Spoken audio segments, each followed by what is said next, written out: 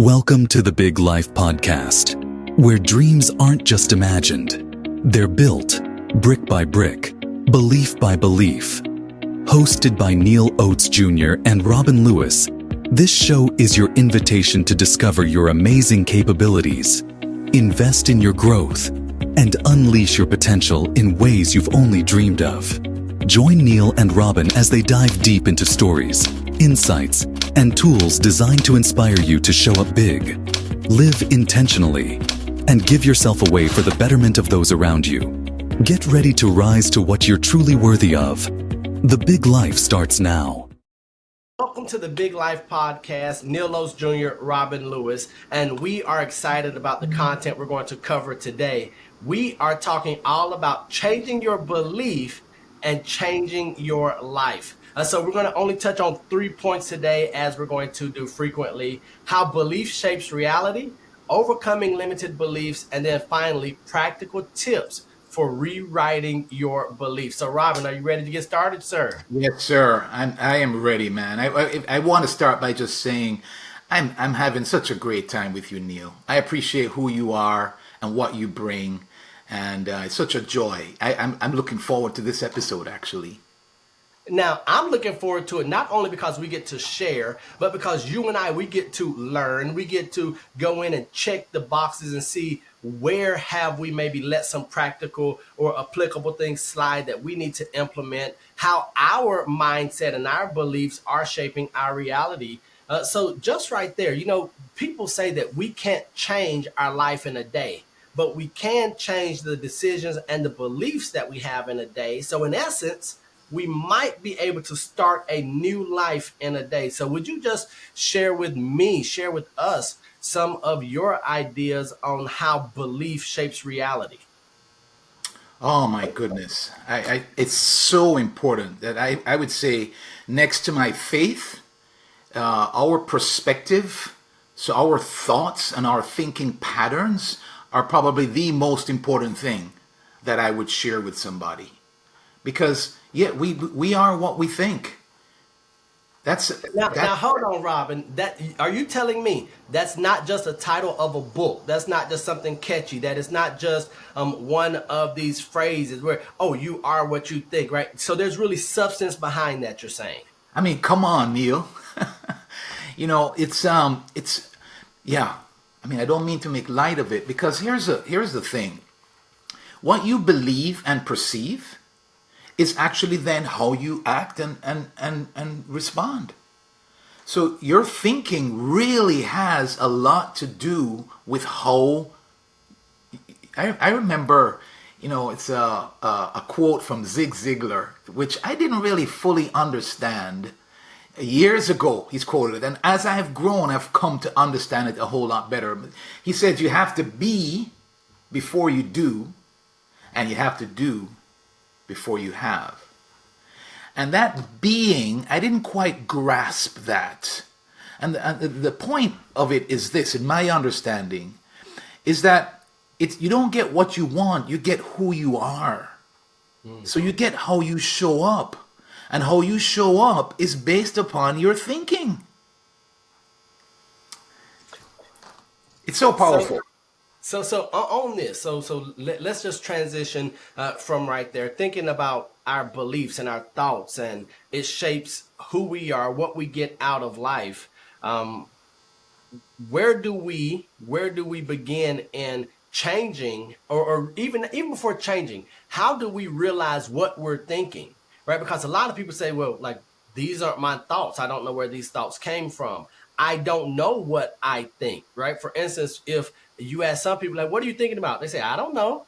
And they're being 100% honest. So before we can have our thoughts shape our reality, how do we even know or come to terms with what we're thinking on a day-to-day basis? Yeah, that's such a good question. I remember years ago, I mentioned on one of our episodes that I had joined the Amway business, and one of the things that one of the speakers challenged us with challenged a husband and wife team or partnership, is to have a little a 25-cent collection box around the home, maybe in the kitchen. And every time you say something negative, you have to put 25 cents in the box.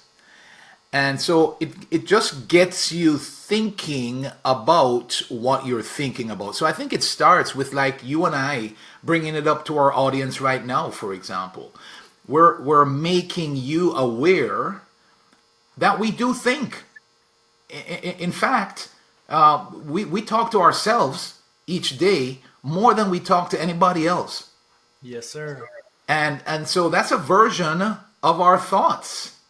So I think it's awareness, Neal, becoming aware of the fact that we think. And then I think the more that we are aware is the more that we're going to start to see what we're thinking. I have more to share on that, but I want to pause and allow you. Okay, so I hear all of that and I agree with it, but I know there's going to be a listener who says, it's not my thoughts that are determining the quality of my life. It's the government, it's my boss, it's my family, it's that spouse, that significant other friend that I have. So you go ahead and finish, then we're going to jump to how do we come to the realization or just accept the fact that it's our thoughts, not our environments, that make a difference. Go ahead. No, it's a good point. I think I'm going with you, Neal. There are things that happen to us, right? There are things in life. What I would say to that is to understand the difference between the things we can change and the things we can't. So there are some things that we cannot change, right? Like I cannot change the color of my skin, right? I cannot change my height, right? I cannot change the way my nose is or my eyes or my mouth or, there's things in our lives that we cannot change. And we need to, and I would challenge our listeners to write those down. You might be surprised that there are a whole lot fewer of those things than what we realize. But I think it's a good exercise to write those down. Think about that. And then the other things, it means that we can do something about them. And so it means taking responsibility for our lives. I remember Charlie Tremendous Jones saying years ago, again, it's funny, I go back, but it's a thought that I've built on. He said that you are where you are in life because of the choices that you've made. And to a great extent, that is true. There are some things that are beyond our control, but there is a whole lot more that is under our control. And so it's not, you've heard the saying, it's not what happens to us, but how we handle it. Right. That counts.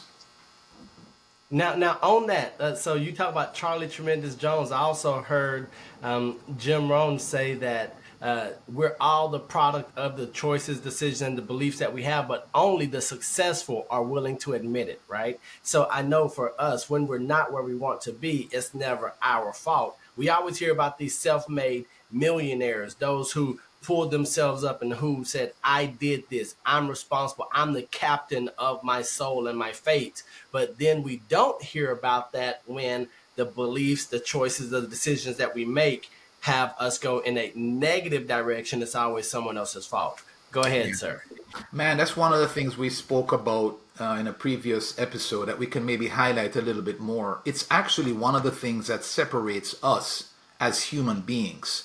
The truth is that we really have a lot more power than we give ourselves credit for. Mm-hmm. The truth is we really do get to choose. And you and I have seen it, Neal. I have seen people make decisions based upon a belief that they had, that they truly believed, which you and I would look at and recognize that it was false, a false belief. But because they believed it, they acted accordingly. It's like we talked about self-worth, right? There's the quote that's saying you don't get what you believe is possible. You get what you believe, what your self-worth is. Your self-worth is about your thoughts. It's about your thinking. You and I say you, I don't mean to be talking to you. I'm talking with you. I don't get what I want. I don't get what I believe to be possible. What I actually get is what I believe I'm worthy of. That's our thinking. So our thinking has a lot to do with the results that we experience in our life than we really give credit to. And so on that, Robin, I'm often telling my clients or my peers, I'm saying that we speak to ourselves worse than we would speak to our worst enemy, right? We see ourselves less than others see us. And so you talk about not getting what you deserve, but getting what you want, but getting how you value and see yourself.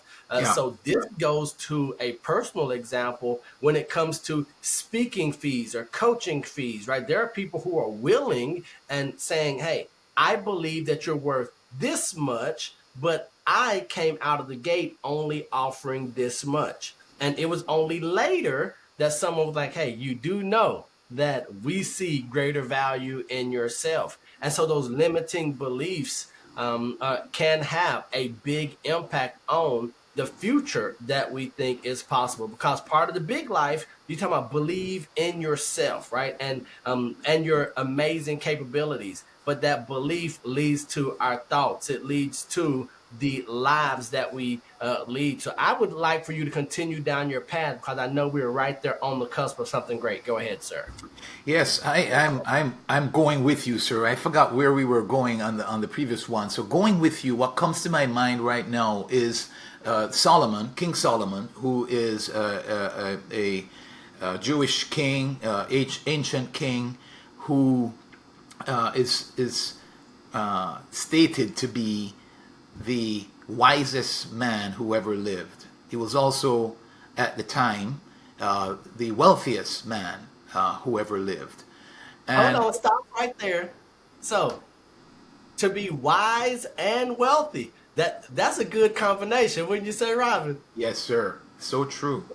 It's so true, and that's why you and I can share these principles and truths that we talked about that are truths, right? It's based upon wisdom and experience, and anybody.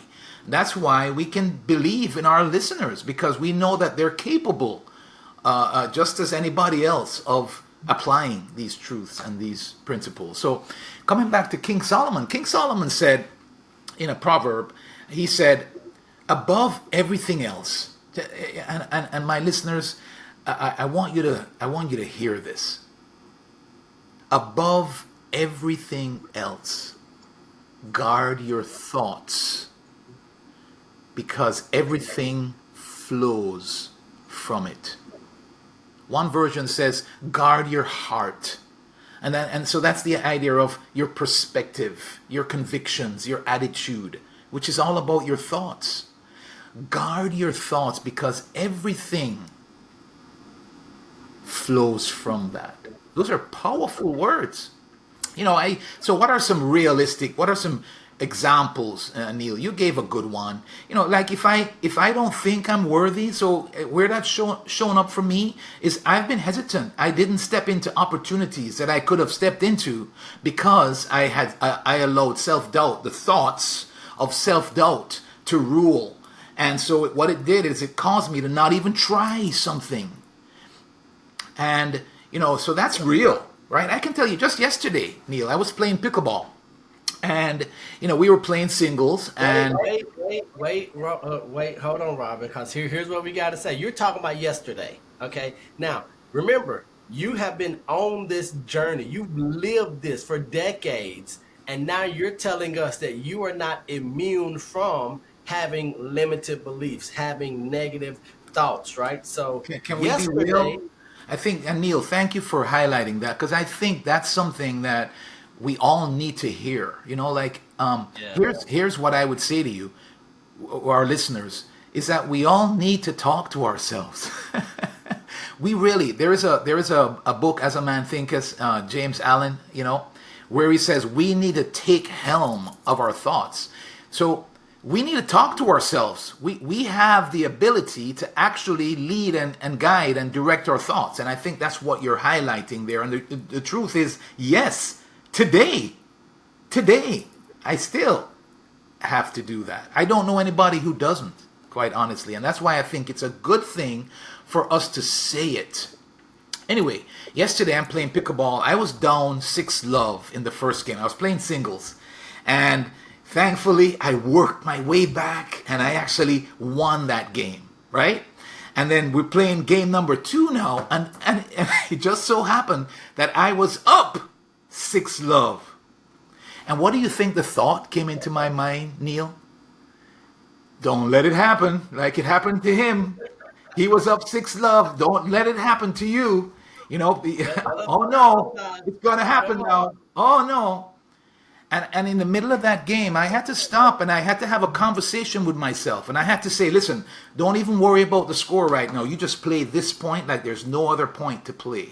Right? And I had to literally change my thinking. I had to change my thought. Because if I had continued with that thought, more than likely what would have happened is he would have come back and he would have beat me.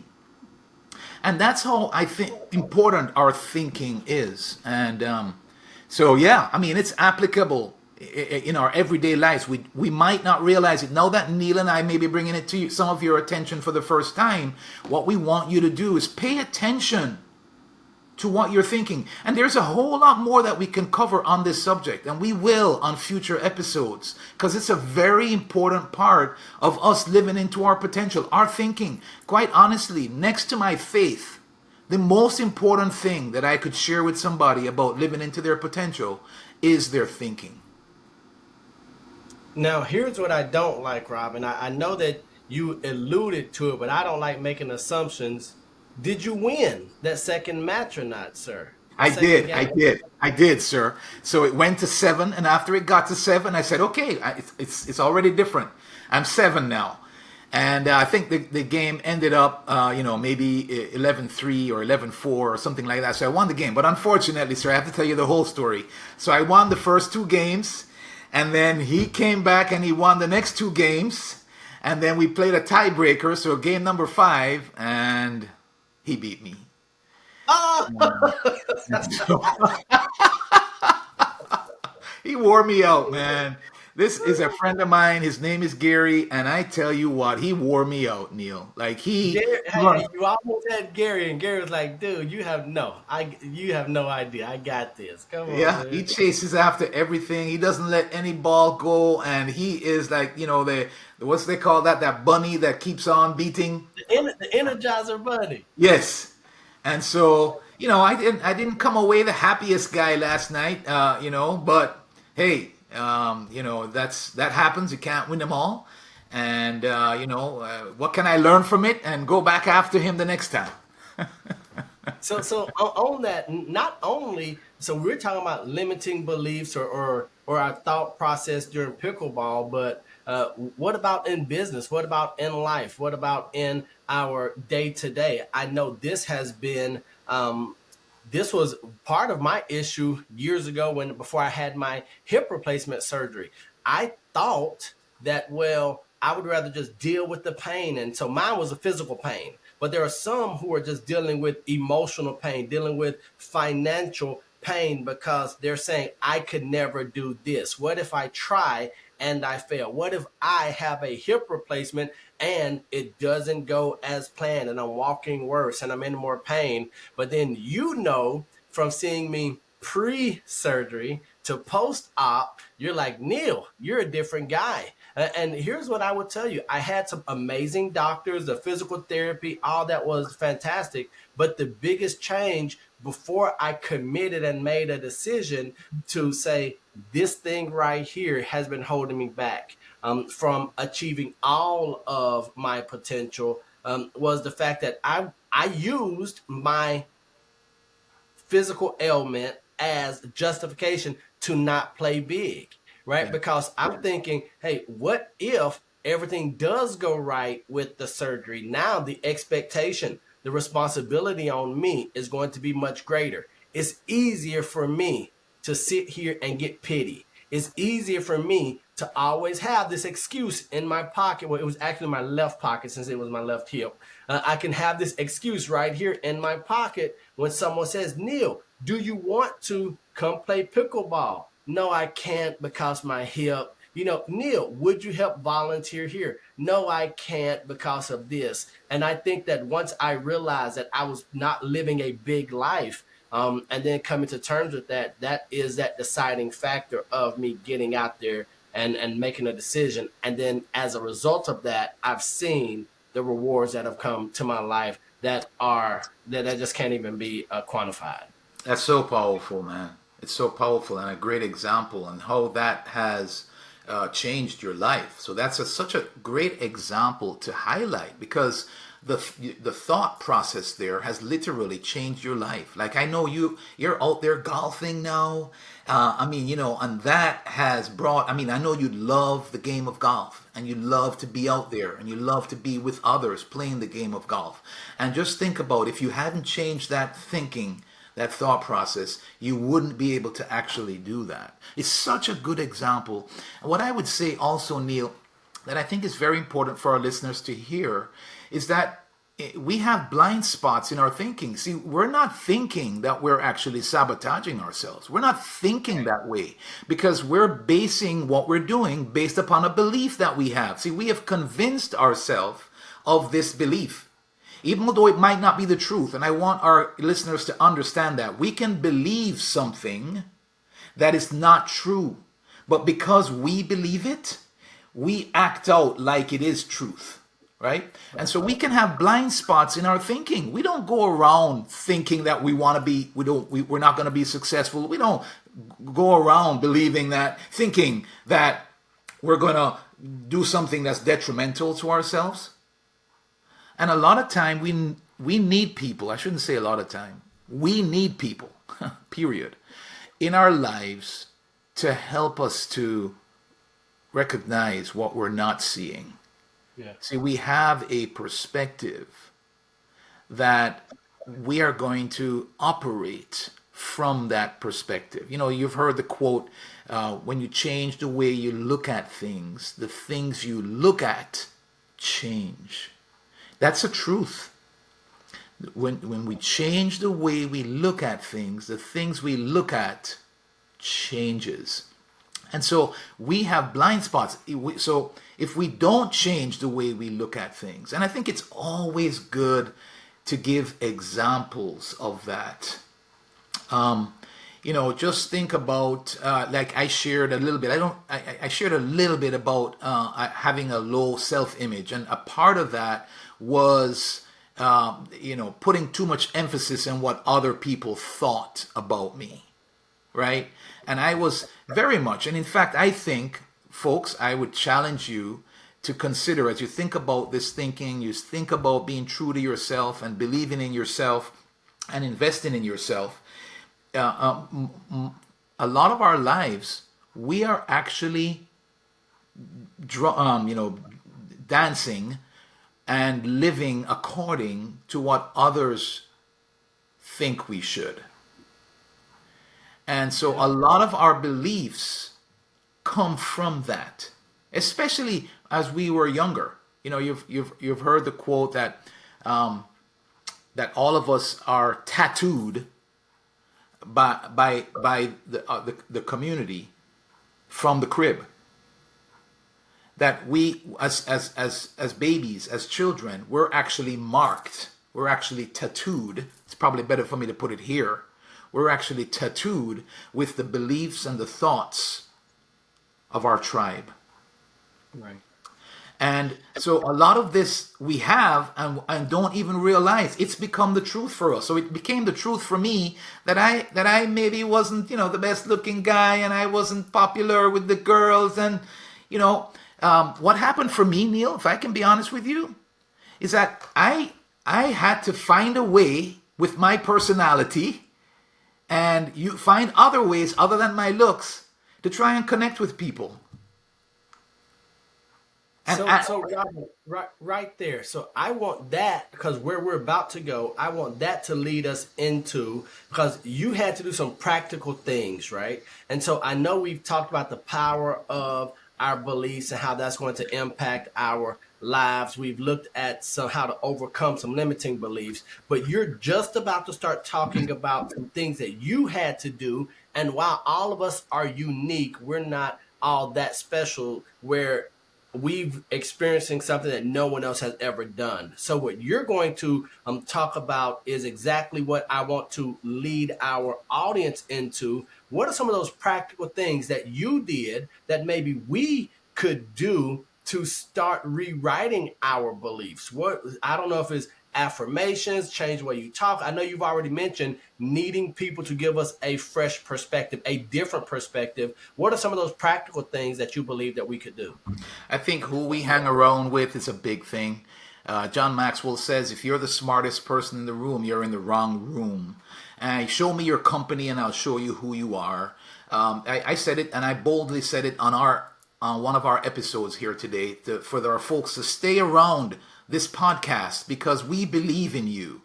And you're going to see that. And you might have to borrow our belief for the time being, some of you.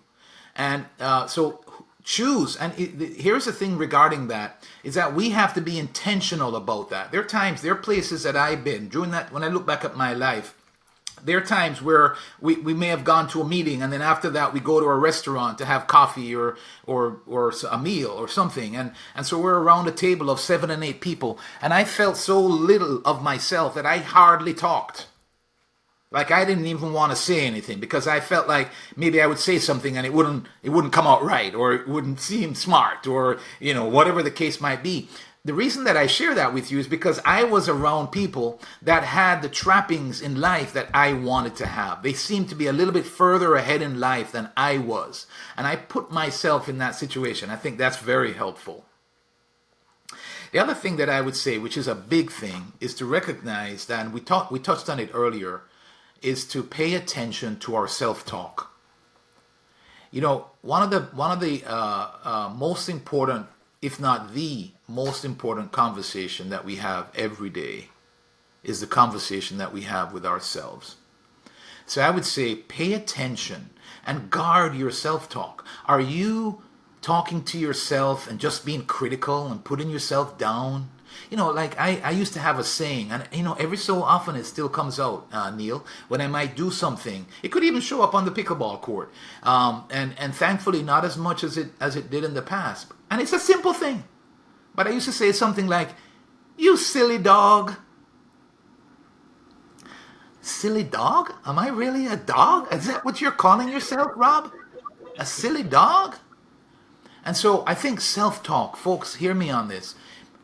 Psychologists have shown that 95% of our emotional capacity and how our emotions flow is determined by the way that we talk to ourselves.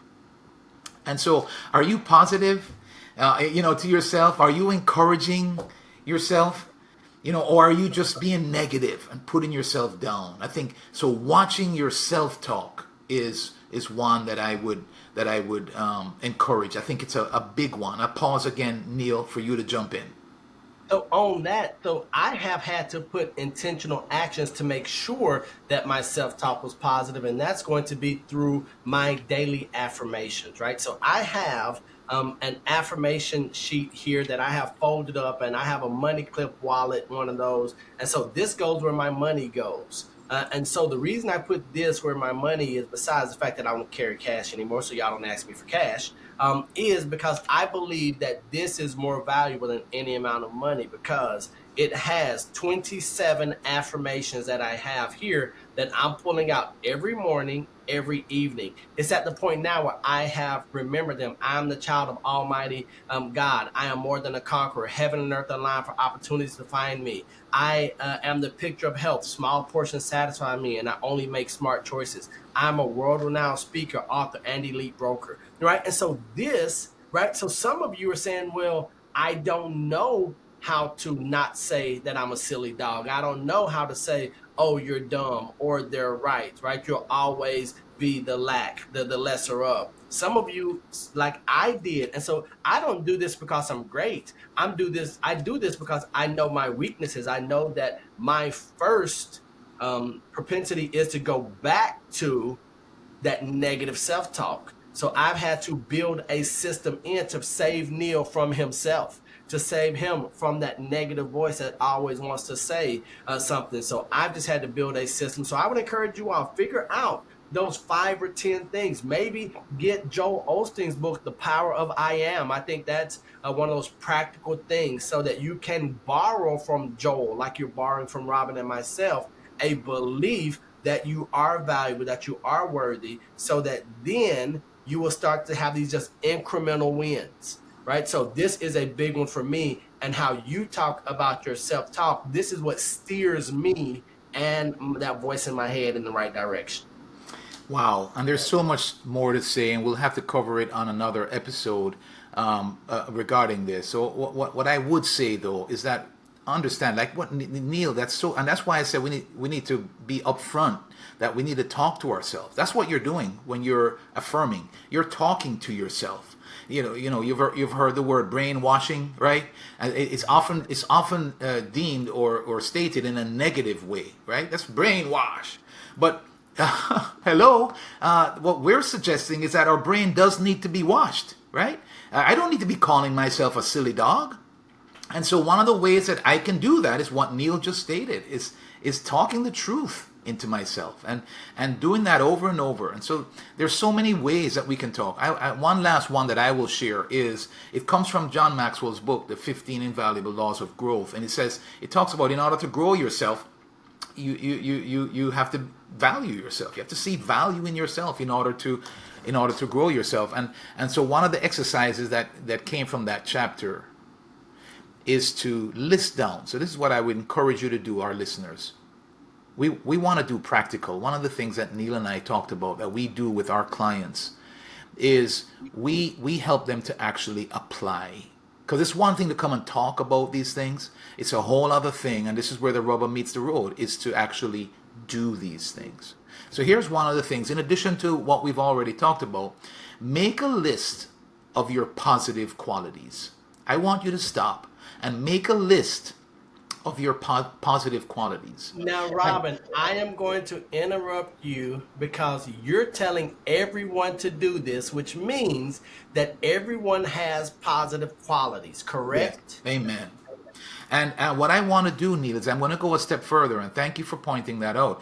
I want to go a step further and encourage our readers that I don't want you to stop until you get to 100. So I want you to compile a list of 100 of your positive qualities. And it might not be done in a day. Most people do not do that in a day. It might take you a week. It might take you weeks to actually get to that number of 100. And I don't want you to stop. I want you to come back and pick it up. So if you start your list and you only have 1 on there today, or 5 or 10, wherever you are in one setting, I want you to come back the next day and come back and keep coming back and adding to your positive qualities until you get to 100. And quite frankly, that's what Neal was saying. So if you are the person that takes weeks and you really struggle to get to 100, then the other thing that you might want to consider is rereading those positive qualities on a daily basis. Rereading those positive qualities on a daily basis. And that's, I think, a practical thing that I have done, that I think our listeners can do. And we believe in you. You have more than 100 positive qualities. That's the truth. I don't know what you believe. So what I'm sharing with you is the truth. The truth is you have way more than 100 positive qualities. And we want you to think about those and write those down. And I believe that that's an example of how you'll start to see some change in your life. Well, Robin, I can't think of a better way to close out this episode than giving our audience some homework for improvement, because that's going to lead us into future episodes. But as Robin said, I just want to echo, we believe in you. That's why we're here. We believe that you are capable of living the big life. It is not reserved for an elite few. It is reserved for those of us who pick up the mantle and say, I know there's something better. I know there's something bigger out there, and I am willing to do the work. So, Robin, it is always an honor to sit here, have these conversations with you. And then, so final, in closing, is there something when it comes to changing beliefs so we can change lives that you would share with our audience? Maybe one thing that you want to leave them in parting with, sir. Yeah, I would say that it doesn't happen overnight. I want to encourage you. This is not something that Neal and I just started working on. And I just shared with you, even working on this for many years now, that I still have to work on it. And so I just want to encourage you, trust us and take the steps. And as we move along, we're going to cover some more. And you hang with us, and we're going to cover more. And this is a process. Good stuff, Robin. So, ladies and gentlemen, from Robin Lewis, Neal Oates Jr., we want to remind you that we love you. God loves you. There's nothing you can do about it. And until the next time you see us or we see you, we're right there with you. You all take care. Bye.